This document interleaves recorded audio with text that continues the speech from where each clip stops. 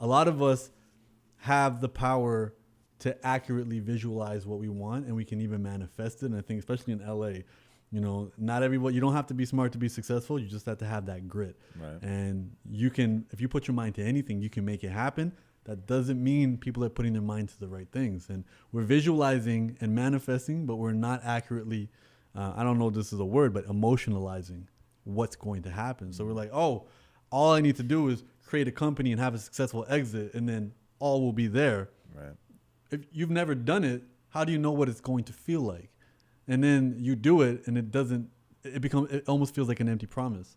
And then some people have the self-awareness to be like, okay, I need to stop, break this cycle of trying to prove something to everybody else, or I'm going to get trapped in this cycle forever. Yeah, my thing is like, look, it's super powerful. Yeah. It's the 80-20 principle. So 80% of your time should be spent on the beautiful things you want to do in life. It should be spent on the things you're grateful for. But 20% of the time, that's not going to get you through. Yeah. You're going to be bone tired. You're going to be weary in a way that like only happens, you know, hopefully a few times a year, where you're just fucking at your wit's end. You couldn't possibly go another moment, except for that chip on your shoulder. And they did a really fascinating study where they had people submerge their arm in a bucket of ice.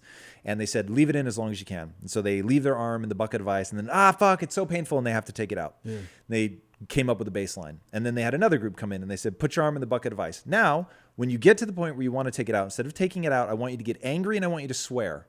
And then leave it in as long as you can. And so, oh man, fuck, I want to take it out. And they go into like total Hulk mode, and they beast out and they swear and get angry. They can leave it in 30% longer. It's fucking crazy, man. But it's like when you think about the emotions that we have, to your point about emotionalizing, which I don't think is a word, but I like it. Okay. When you are leveraging the power of your emotions, which they all have a purpose. Yeah. Even shame can be incredibly motivating. Yeah. I know that one of the most powerful motivators at the beginning of my journey was shame.